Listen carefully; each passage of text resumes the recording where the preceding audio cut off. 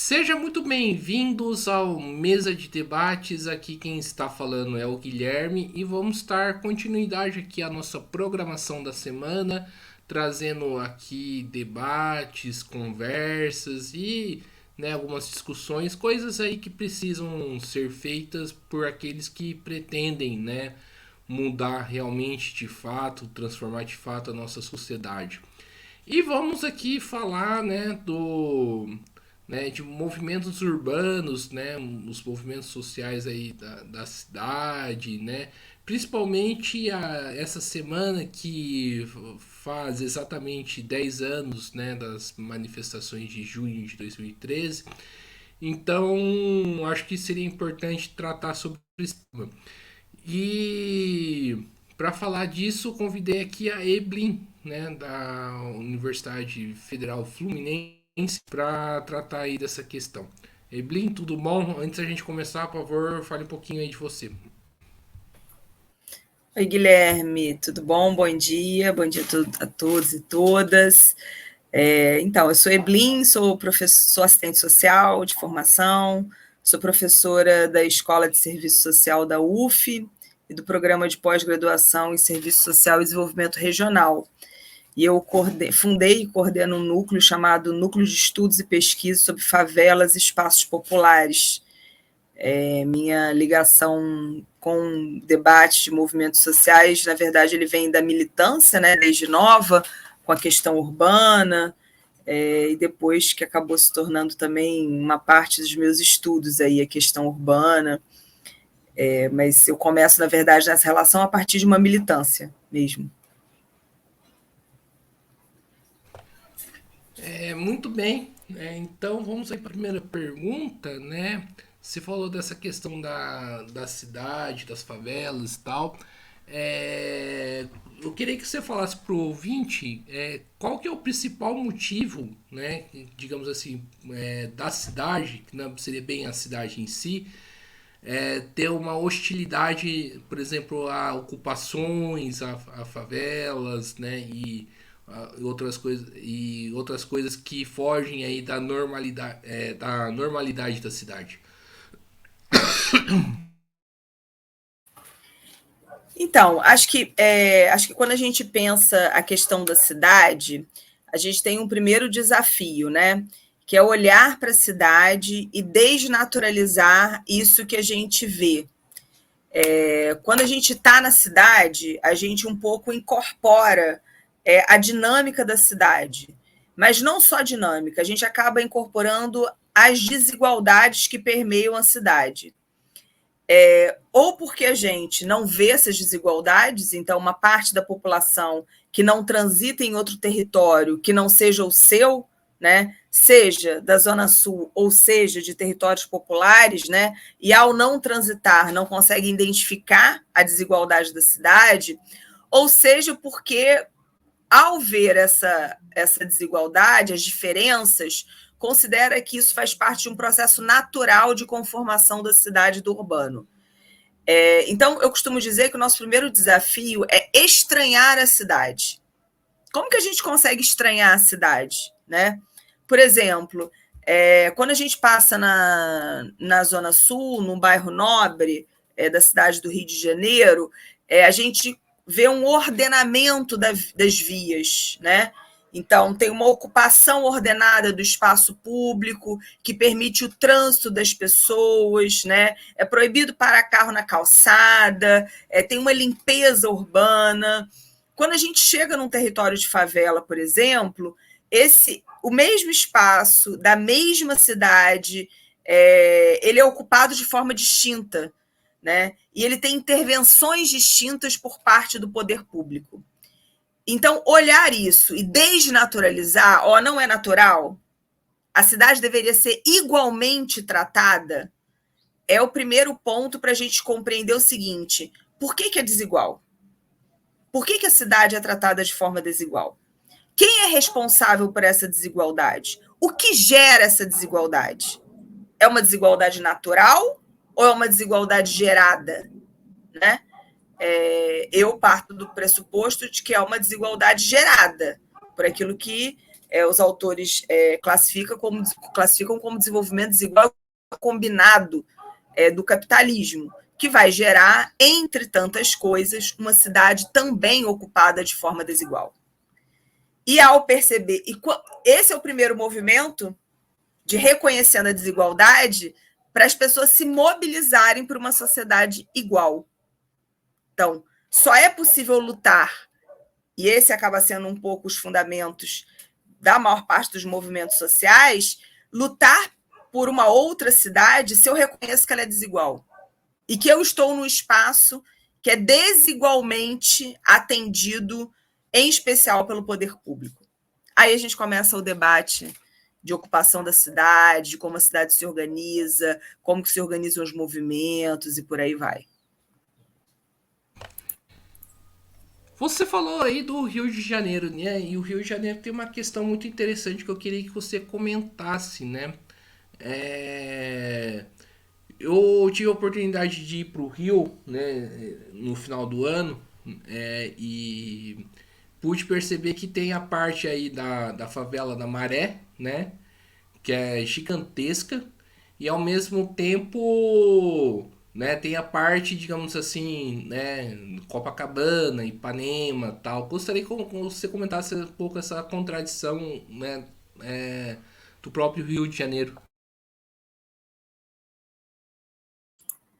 Então, eu costumo falar que o Rio de Janeiro ele é uma ótima expressão do desenvolvimento urbano desigual, né, como David Harvey chama. Por quê? Porque, diferente de São Paulo ou de outras cidades, a pobreza e a riqueza estão muito próximas e elas se contrastam no Rio de Janeiro, né?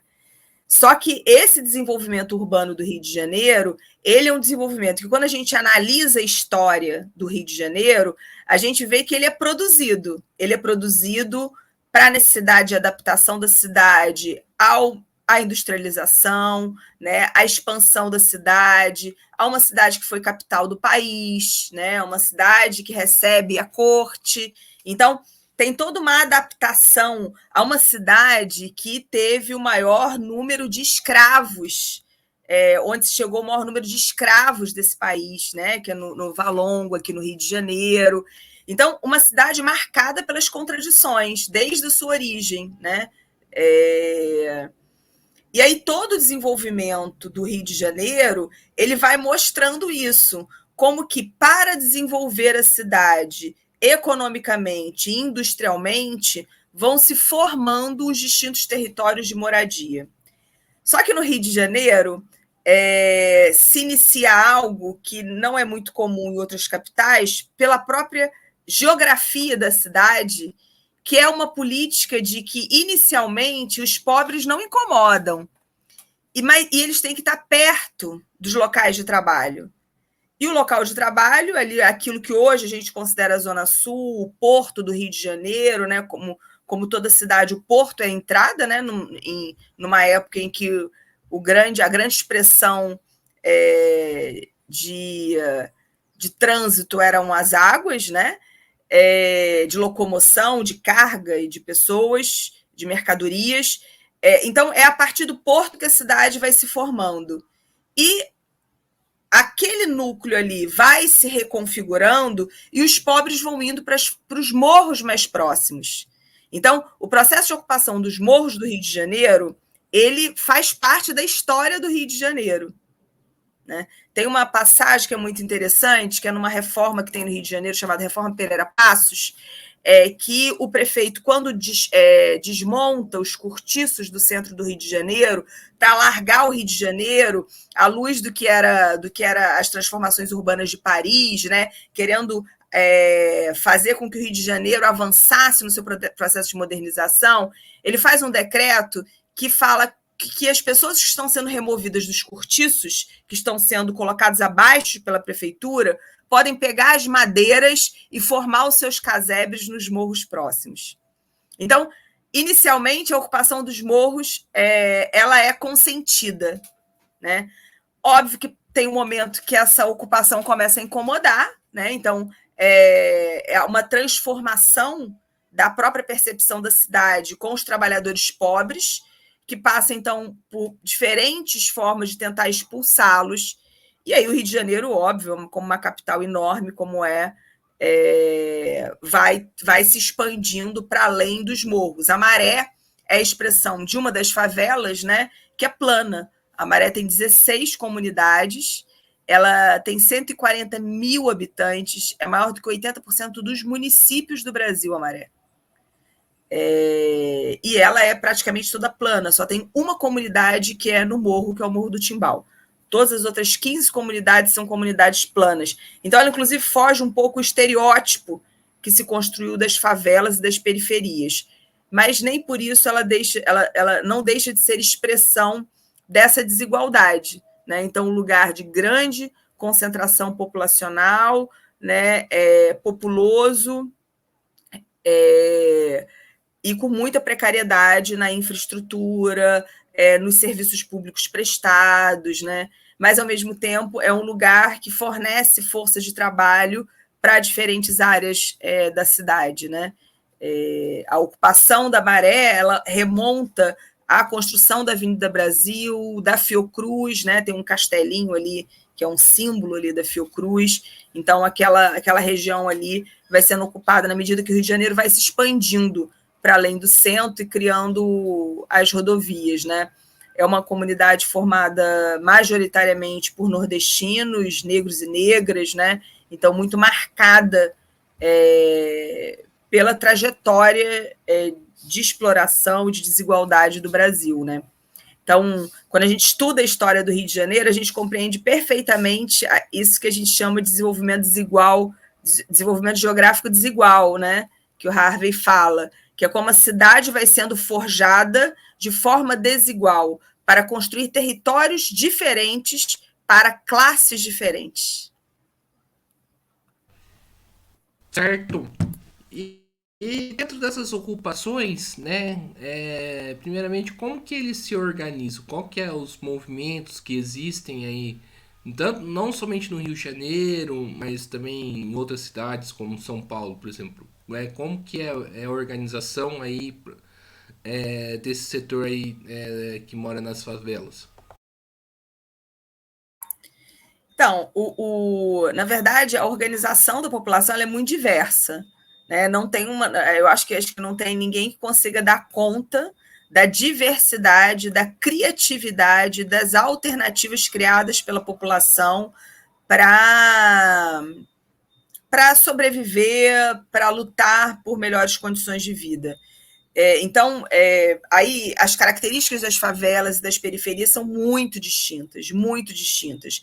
E esse é um elemento central para a gente que estuda a questão urbana, porque a maior parte do poder público e uma parte das análises homogeneiza muito as favelas e os territórios populares, como se eles fossem todos iguais. E não é verdade, eles são distintos. A Maré, por exemplo, é distinta internamente. As 16 comunidades elas são muito distintas uma das outras. Né? Então, não tem como a gente falar que em todas as favelas o processo é igual.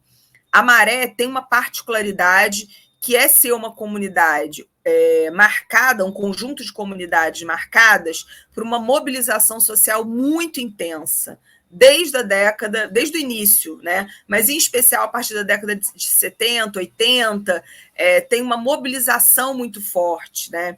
Então, a Maré tem uma trajetória de organização do Partido Comunista, ali na década de 60, 70, no período da ditadura.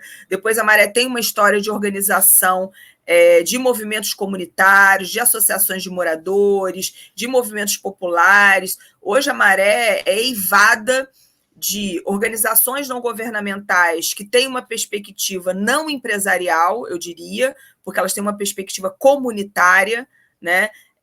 De distintos movimentos e organizações populares, né, culturais, é um conjunto de comunidades com uma riqueza enorme de organizações coletivas. Né? E no Brasil afora é isso, o conjunto e a diversidade de movimentos sociais e organizações, eu acho que eles são incontáveis, porque a gente acaba tendo contato com aqueles que se espraiam para além da própria comunidade. Mas o número de organizações que ficam internas a uma comunidade é imensa, né? E aí só quem trabalha nesses territórios ou quem trabalha nessas cidades consegue mensurar isso, né? Então, a diversidade de organizações que trabalham com cultura, que trabalham com educação, com pré-vestibulares comunitários, com habitação, com projetos de arquitetura comunitários, né? Com questão alimentar, né? Com segurança alimentar, com debate contra a violência, enfim, são os mais diversos.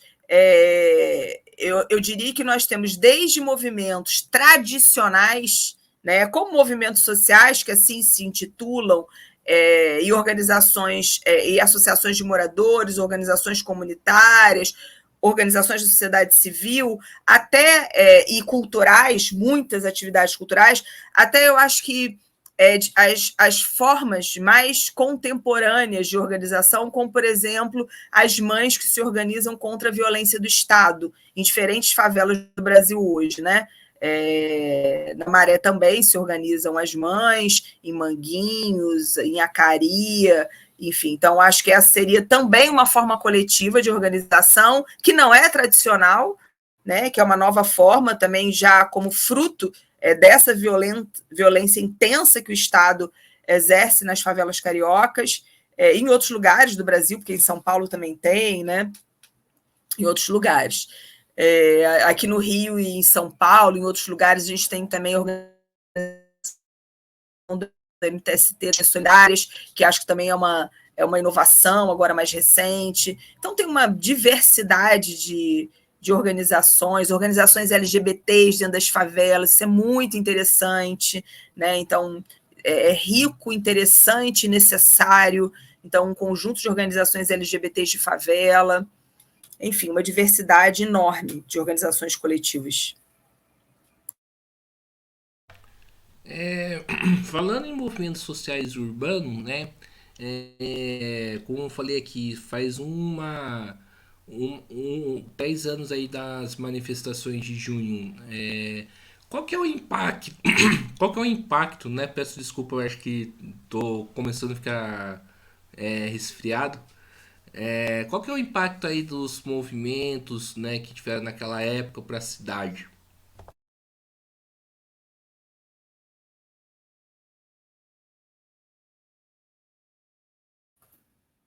Deu uma cortadinha. Você falou do.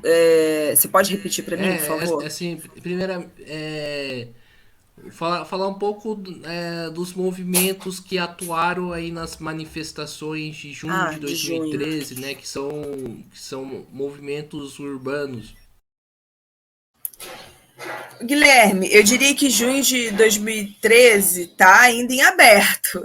Eu costumo falar nos debates que eu participo e que tem esse tema, que eu acho que nós ainda não chegamos a nós que eu digo campo da esquerda, uma avaliação consensual. Eita. Consensual do que é. Apagou aqui, eu achei que tinha caído. Do que foi 2013, né? Aqui no Rio, a gente passou por como no Brasil todo, né? A gente foi um pouco ali surpreendido com o rumo que as manifestações foram tomando. No Rio teve de tudo, né? No Rio eu diria que teve de tudo. Teve dos grupos organizados, que foram rapidamente mal vistos e mal quistos nessas manifestações, né? Com bandeiras de partido, de sindicato. Então, aqui a gente teve muita repressão às bandeiras dos partidos e aos sindicatos, ali já anunciando um pouco essa extrema-direita que depois se consolida no Brasil. Nós tivemos muitos movimentos populares, eram manifestações que eu dizia que não eram as mesmas pessoas, eram manifestações que a gente chegava e não reconhecia as pessoas, porque não eram os manifestantes tradicionais, né? Não eram as organizações tradicionais, eram pessoas das mais múltiplas organizações ou sem nenhuma organização, que apenas vinham para aquelas manifestações, até porque tinham muitas pessoas, né? Tinha os black blocs, tinha de tudo um pouco, né?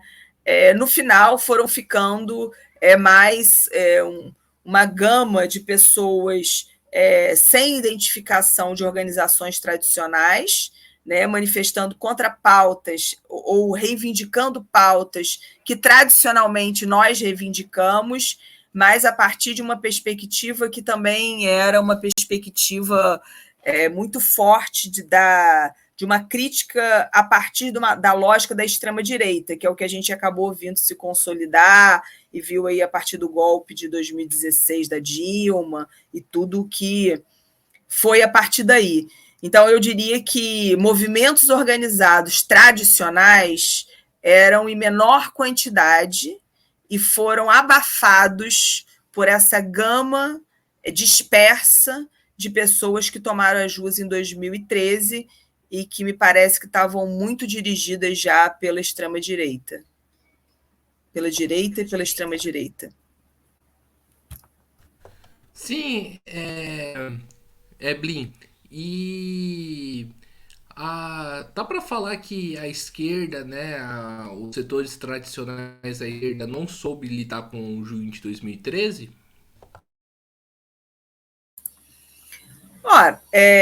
Eu acho que a gente custou a entender o que estava acontecendo, né?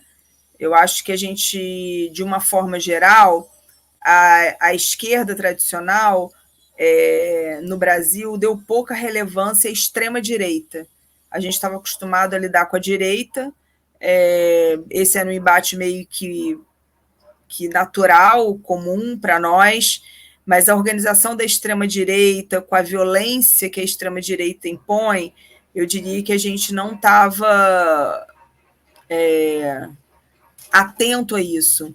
Como nós não estávamos atentos em algo que, na minha avaliação, fica imbricado, que é no avanço do fundamentalismo religioso no Brasil. Né? A esquerda sempre se debruçou muito pouco sobre essas análises. E eu acho que elas são simbióticas. Né? O avanço do fundamentalismo religioso, o avanço da extrema-direita, a militarização da vida, né? As milícias. O Rio de Janeiro é o berço desse tipo de organização, né? Faz, inclusive, presidente da República.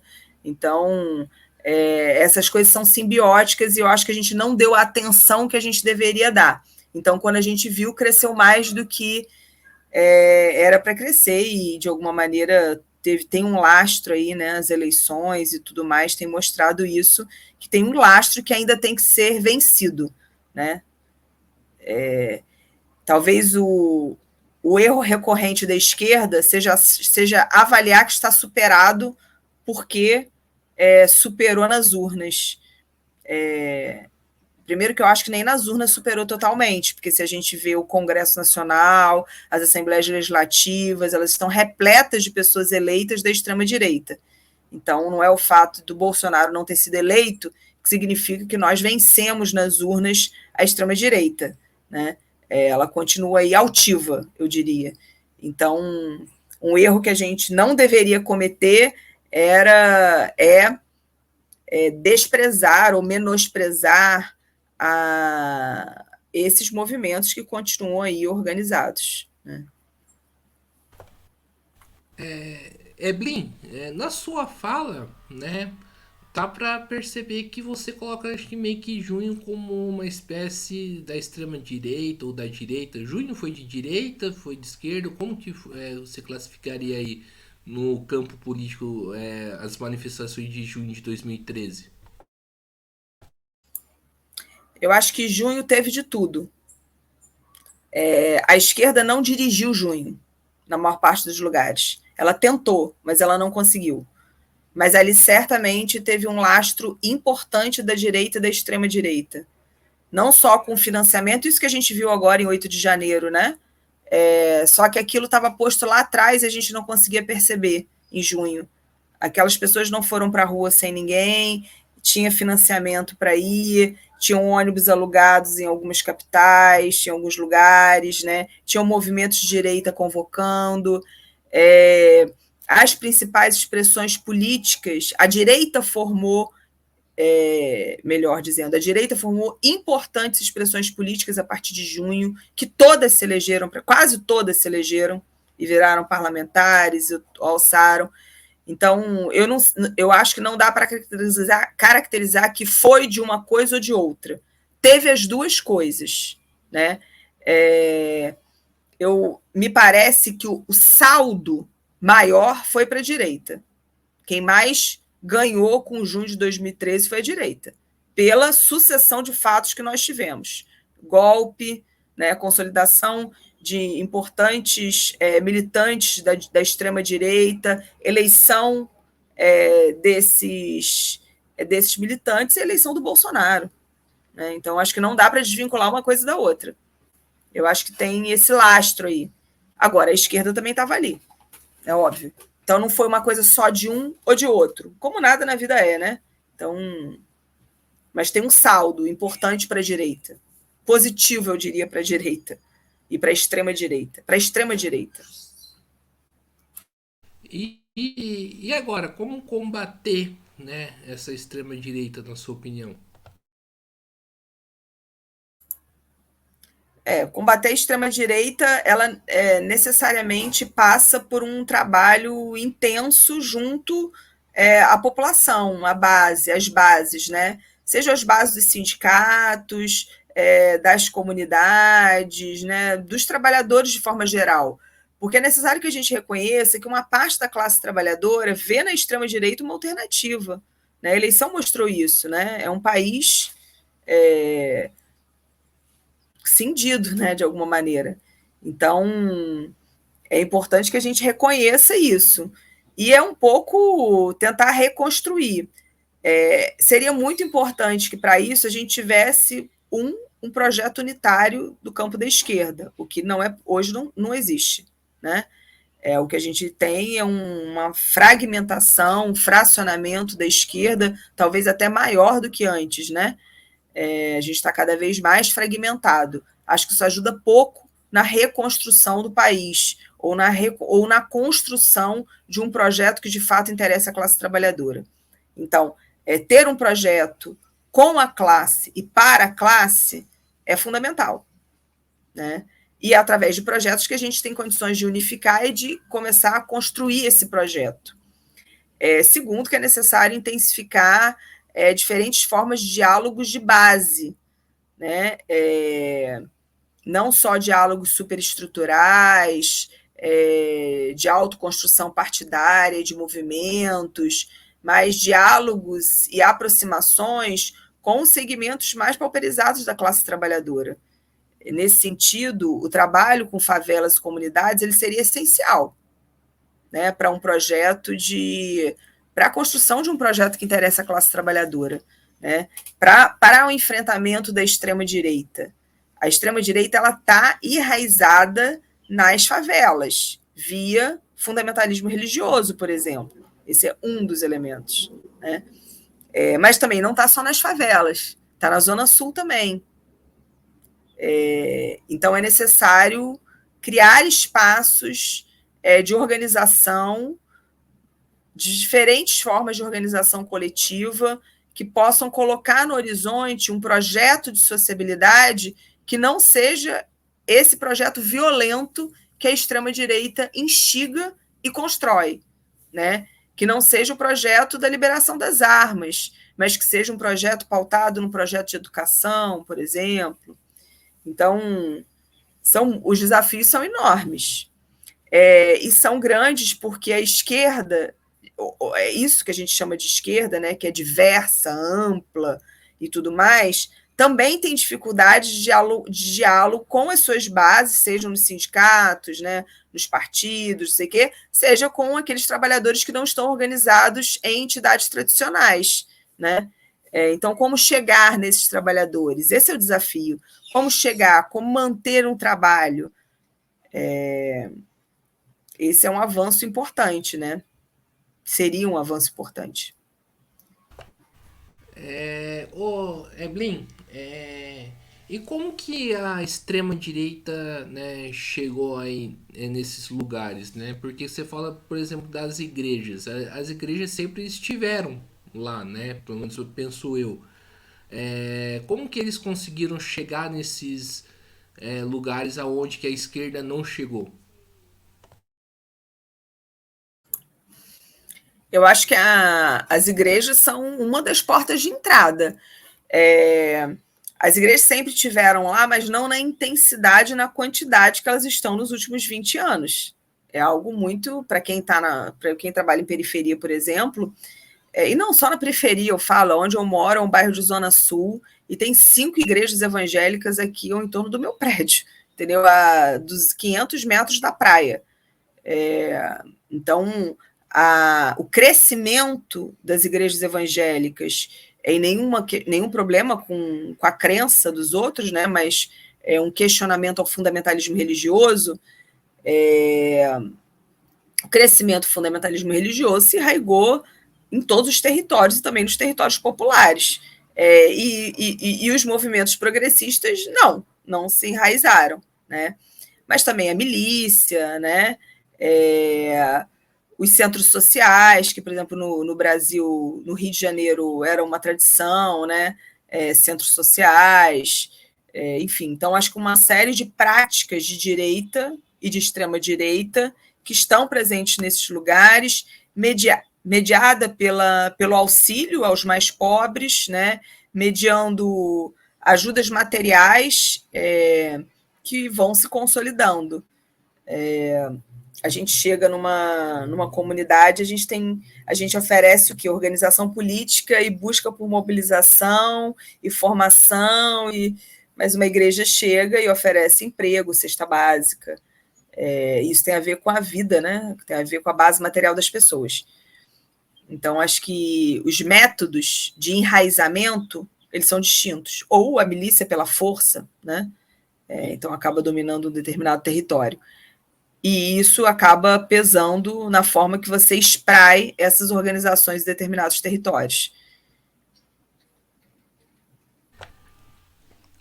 Certo. Falando em movimentos urbanos, né? Existe toda uma discussão aí, né, do caráter dos movimentos sociais, né? Uns, né, colocam que os movimentos sociais não substituem os movimentos aí propriamente da classe trabalhadora, outros colocam que não.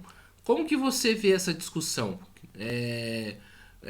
O que é central aí para as lutas? Os movimentos sindicais, os movimentos propriamente ditos da classe trabalhadora, ou os movimentos sociais conseguiram substituir esses movimentos aí, tradicionais da classe? Então, eu acho que esse é um debate antigo no campo da esquerda, né? E que cada organização tem uma função diferente. O problema é que a gente confunde, às vezes, as funções, né? Então, o partido tem um lugar de partido, o sindicato tem um lugar de sindicato, o movimento social tem um lugar de movimento social. Então, eu não acho que eles devem se confundir, não acho que concorrem entre si, não acho que substituem. Não acho que nenhum movimento social substitui a função do partido, como nenhum movimento social substitui o sindicato, como o sindicato não substitui o partido, como o partido não substitui o sindicato, né? E por isso é muito importante um debate que eu acho que é muito central para nós, que é o debate da defesa da autonomia das entidades e das organizações, né? A partir da função que cada um tem. Então, compreender que movimento social ele tem que ter autonomia, inclusive, de partidos. Essa lógica, e eu acho que isso também, às vezes, é perverso para a organização dos trabalhadores, que é uma coisa assim, o partido tal, ele tem um movimento social, ele tem uma central sindical, ele tem uma não sei o quê, então é tudo para chamar de seu, né? Parece que para se consolidar tem que ter um braço em cada aspecto da organização da classe. E eu não sei até que ponto isso contribui para a organização da classe ou isso ajuda a um fracionamento e uma disputa entre os partidos e as organizações. Então, eu acho que cada um tem um papel a cumprir na construção de uma outra sociabilidade, que podem e devem ser complementares, solidários, né? Colaborativos, mas não deveriam competir entre eles. Não deveriam concorrer entre eles, porque existem funções absolutamente distintas entre as organizações políticas, né, na minha avaliação. Então, acho que é importante que a gente sempre recupere o sentido de cada organização, o objetivo de cada organização, as bases de cada organização, né, o que orienta a organização de cada uma dessas organizações, movimentos e tudo mais, e que se preserve a autonomia de cada um. Um sindicato que é dirigido por um partido, ele tende a se tornar, ele perde autonomia, né? Por isso que o sindicato tem que ser autônomo de partidos, governos e patrões. Senão ele perde o foco da sua luta central, que é as reivindicações daquela categoria, independente de quem é o patrão, independente de quem é o governo. Então, a autonomia é central. Central. Nenhuma organização ela deve ficar subalternizada a outra, ou subsumida a outra organização. Ela tem que ter independência. E eu acho que esse debate, ele é um debate que a gente precisa avançar, né? Eu acho que o grande problema não é a falta de compreensão entre as distintas funções das organizações na sociabilidade, na construção de uma outra sociabilidade, na organização dos trabalhadores. Me parece que a grande questão é o atrelamento das instituições que algumas organizações buscam, né? E aí isso acaba fragilizando um pouco uma organização coletiva mais autônoma, que pode, a partir do seu lugar, contribuir para algo, para o avanço coletivo da sociedade, sem se subordinar a uma outra organização. Acho que a questão das centrais sindicais... Pode falar. Não, concluo. Achei que você já tivesse terminado de falar. Não, acho que, só para finalizar, eu acho que a questão das centrais sindicais no Brasil é muito expressão disso que eu estou falando, né? Nós temos mais de 10 centrais sindicais, parte delas é ligada a algum partido, então parece que para ser uma central sindical tem que ser ligada a um partido. Então isso ajuda a fracionar a classe trabalhadora, né? Não ajuda, não contribui na unidade, né? E faz com que as centrais sindicais sejam uma correia de transmissão, uma colateral de partidos, quando na verdade uma central sindical ela deveria ter outro objetivo, que era de juntar diferentes categorias profissionais na luta pelas melhores condições de trabalho. E na medida que essa central cumpre bem esse papel, ela ajuda a organizar os trabalhadores, ela ajuda a avançar na formação da consciência dos trabalhadores, ela ajuda a mobilizar. Isso, obviamente, se rebate também em quem esses trabalhadores vão votar, mas sem necessariamente um atrelamento a um partido, a colocar na central sindical o programa do partido, né? Isso a gente também vê no sindicato, né? Vira roda e mexe, as pessoas querendo aprovar nos sindicatos o programa dos seus partidos, né? Sindicato é sindicato, partido é partido, e eles podem não ser concorrentes, eles podem ser colaborativos, eu diria.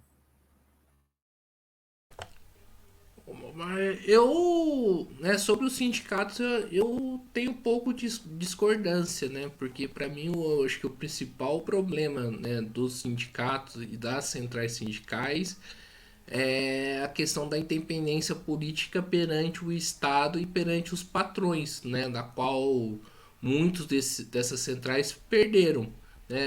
Por que a questão do partido está colocada acima, né, da questão da independência política das centrais sindicais perante o Estado, perante os patrões? Eu não acho que o partido está acima, eu acho que o partido não tem que dirigir um sindicato. O sindicato tem que ser autônomo de partido. É isso que eu acho. É a velha discussão do Lenin, né? São funções distintas. Sindicato tem uma tarefa e partido tem outra tarefa na organização da classe trabalhadora. Podem ser colaborativos, devem dialogar. Estar no sindicato não significa ser antipartido. Estar no sindicato não é impeditivo para se organizar partidariamente, ao contrário, né? Mas o sindicato não pode estar subordinado a um único partido, porque quando ele está subordinado a um único partido, ele passa a ser uma colateral do partido e não um sindicato, né? Então, é nesse sentido que eu considero. Óbvio, o partido ele vai ter todo um debate que é eleitoral, que é dentro das liberdades democráticas conquistadas na lógica do capitalismo, né? O sindicato ele vai ter um debate que é necessariamente mais corporativo, né, das demandas de uma determinada categoria, se for um sindicato classista, ele vai ter, além disso, uma perspectiva de colaboração com a organização do conjunto da classe trabalhadora. E por isso um sindicato também se filia a uma central sindical, para que ele se organize com seus pares, né, com outros trabalhadores, porque entende, um sindicato classista, que só a luta corporativa não consegue dar conta de superar a ordem social que a gente vive, né, mas que, como dizia o Marx, é tarefa da classe a superação da ordem do capital. Então, não é uma categoria profissional que vai fazer a revolução, mas é a classe trabalhadora que vai fazer isso, né? Uma classe trabalhadora organizada em sindicatos, uma classe trabalhadora dirigida por um partido, por partidos, mas que nesse processo de organização tem funções distintas, né? Então, é um pouco nesse sentido.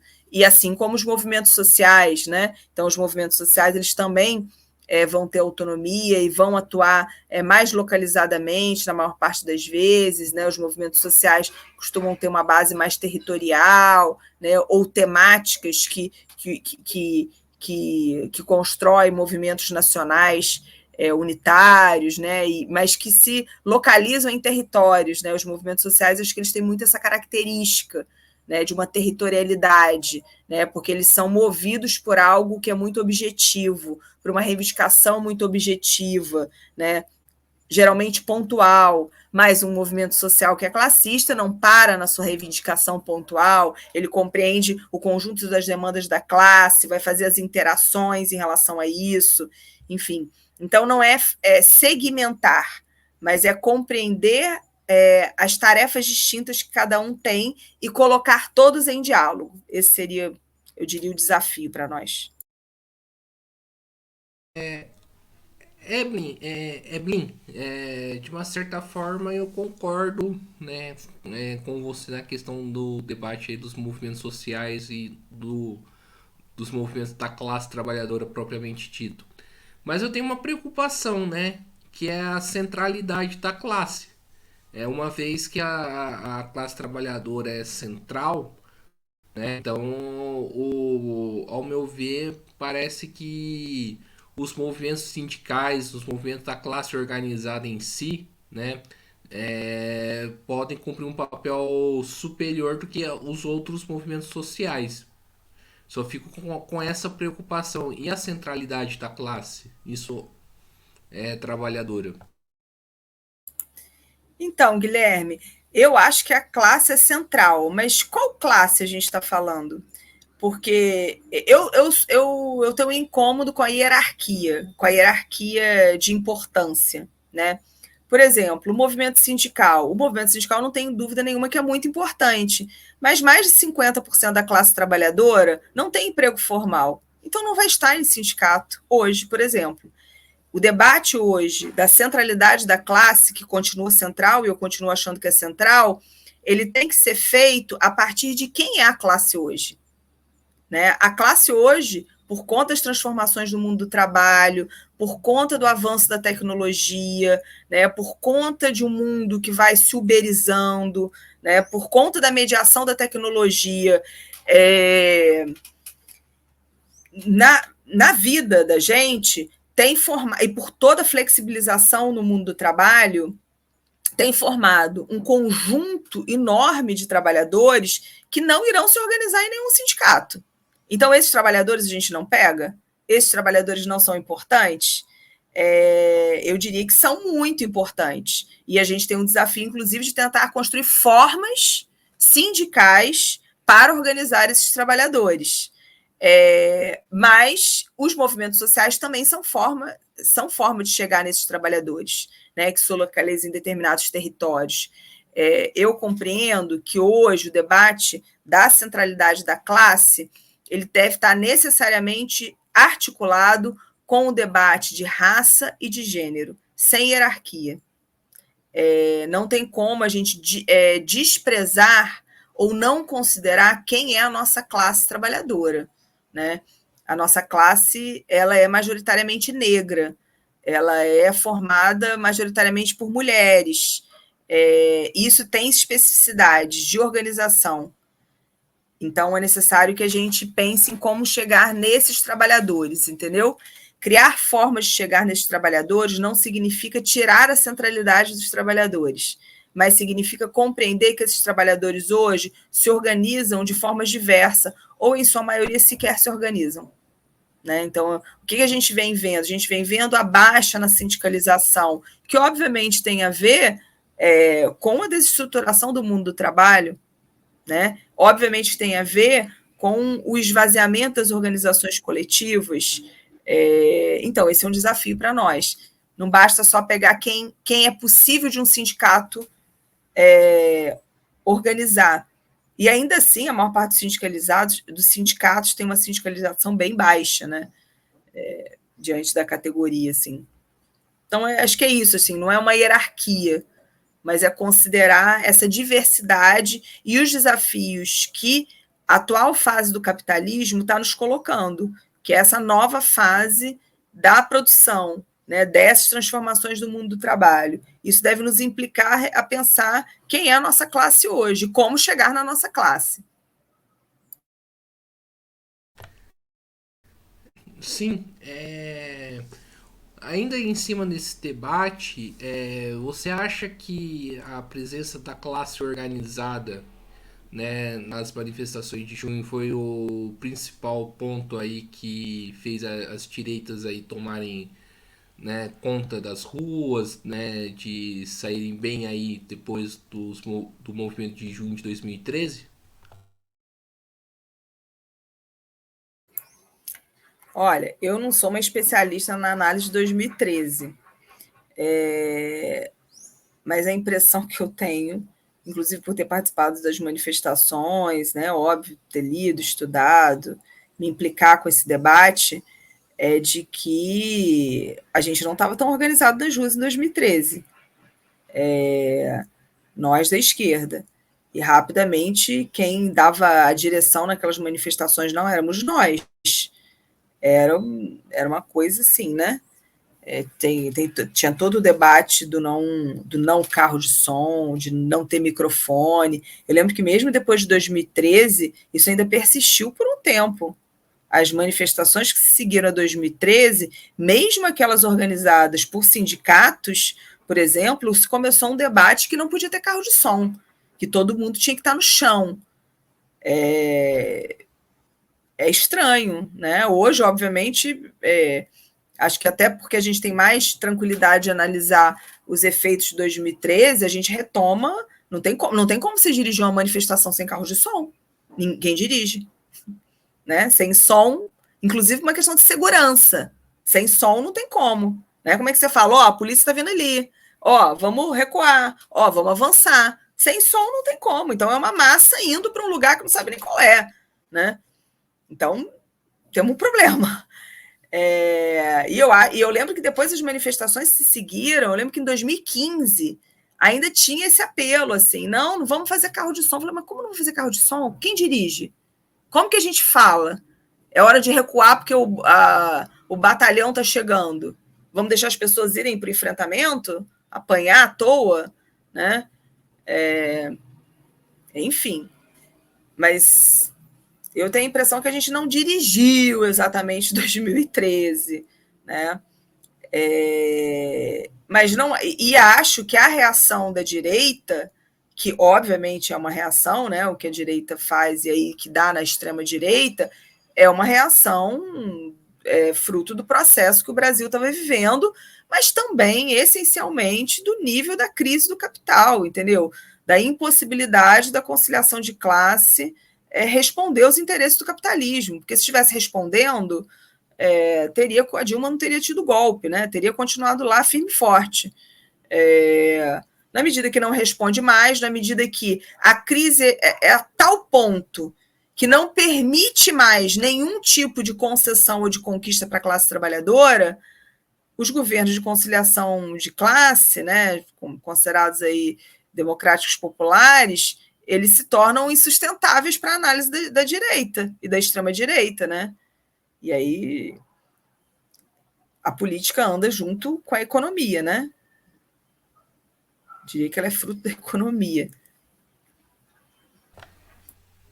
Então é isso aí, pessoal. Estamos encerrando aqui mais uma live do Mesa de Debates. Né? Quero aqui agradecer a Eblin, né, pela participação. Né? Gostei aqui do nosso papo, né? Embora, né, acho que tô com a garganta ruim.